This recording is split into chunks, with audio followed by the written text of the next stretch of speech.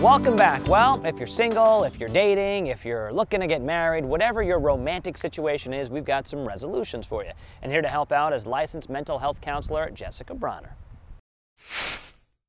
Jessica, welcome to the show. How are you? Thank you so much for having me. I appreciate it. So it's the new year, and people oftentimes resolve in the new year to fix their relationships, either find one, be better in one, or sometimes people resolve to just be better single, right? I mean, that's a pretty common set of resolutions. It is, very common. So we're going to attack all three of those things. If you're single and looking, if you're in a relationship and you want to make it better, or if you're single and you just want to be single, right? Absolutely. Okay. Sounds good. So let's start with you're in a relationship and you want to improve it, and you've given us some bullet points here. I'll hit you with them and you expand on them. First one is start dating again. What does that mean? I think it's really important. Sometimes when you're in a relationship for a long time, you get complacent, right? So if you start dating each other again, it kind of brings a little excitement back. You can take turns taking each other out. Somebody has an idea, I want to do this, the other one wants to do this. You can take turns, go back and forth, and make it fun again. Bring the romance back into it, right? Yeah. Sure. This next one is good, because I know some people do take this for granted. Invest in your own appearance. Yes, and that comes back to the complacency. So sometimes, unfortunately, if we've been in a relationship for a little while, we can let ourselves go. So if we're both going to be invested in the relationship, we can both care about what we look like. It makes us feel better about ourselves and makes our significant other feel better. I'm going to guess that you're going to say that this is not something you'd recommend, but I actually know couples that got married and signed like sort of an unofficial contract with each other about, you can only put on X amount of pounds and things like that. I don't want to recommend that for everybody, but it might work for them. Yeah, it might work. I'm telling you, I know people that have done that. All right, here's another one. Try to do one little thing each day that expresses your love to your significant other. Yes, I think this one is very important because you want to do something each day, right? Don't wait for birthdays, don't wait for anniversaries. And they can be really little and what may seem insignificant. But if you want to, buy them their favorite treat, if you want to take them out on a special date, if you want to do the laundry for somebody, clean their room, something really easy. See that, guys? Sometimes folding some clothes. Folding some clothes, wash a dish. Yeah, wash a dish. Really? Do we have to? Yes. Can't we Little things. We just get like a housekeeper to do that. Hire a housekeeper. It's a great one. Right? And the lady can go get her mani-pedi. Yes. Of course. Okay, and this is a big one. Do not depend on your significant other to be a mind reader or to make you happy. Yes, and I think men and women are equally guilty of this, right? So say we're in a relationship, I come home and I'm in a bad mood. I go to my room, I don't want to talk to you, right? I can't expect you to know what happened during the day, why I'm upset. So you have to be expressive, right? Be direct. And don't depend on the other person to make you happy.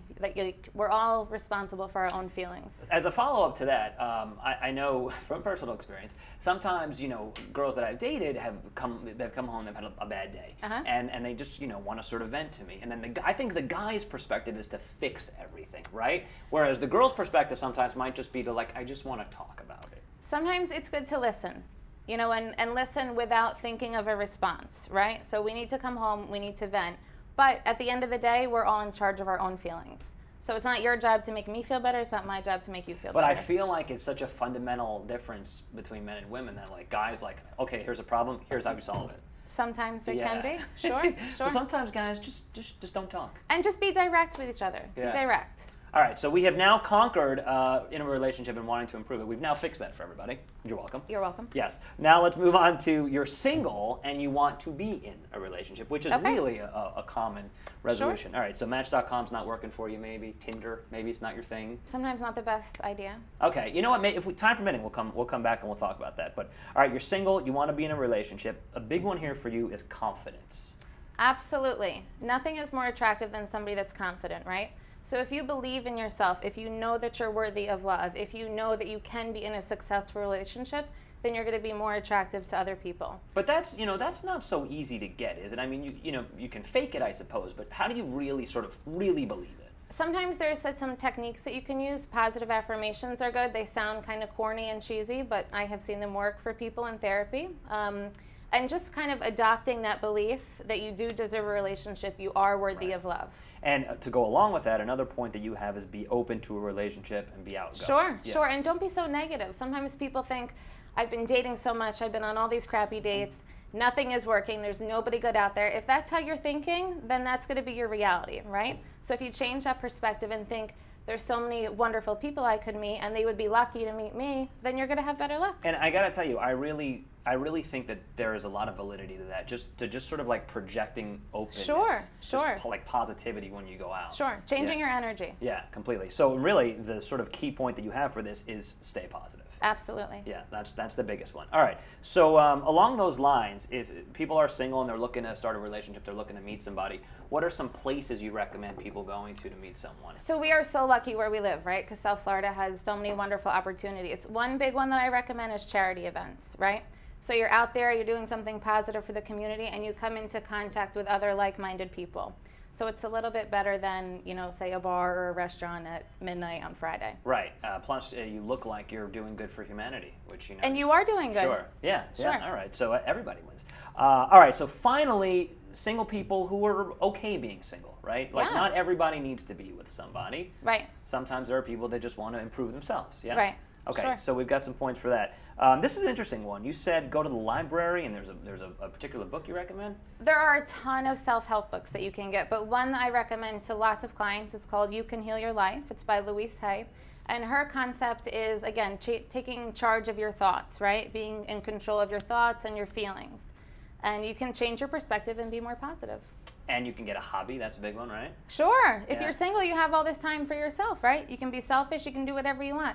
Get a hobby, travel by yourself, gain some independence. Yeah. I mean, it's really a wonderful opportunity. Do you find that that there's kind of a negative stigma associated with being Absolutely. single? Right? Absolutely. Especially as you get a little bit older. People think, why are you still single? Why aren't you married? Why don't you have kids? Right. But it really is up to you.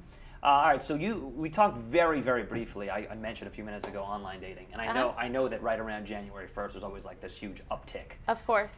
So do you have any advice for people that are going to join any of the online sites? I think be honest, right? We can all go online and make a profile that makes us into this incredible person, right? But then once you're face-to-face with someone, that chemistry is not going to be there. So I think being honest is important.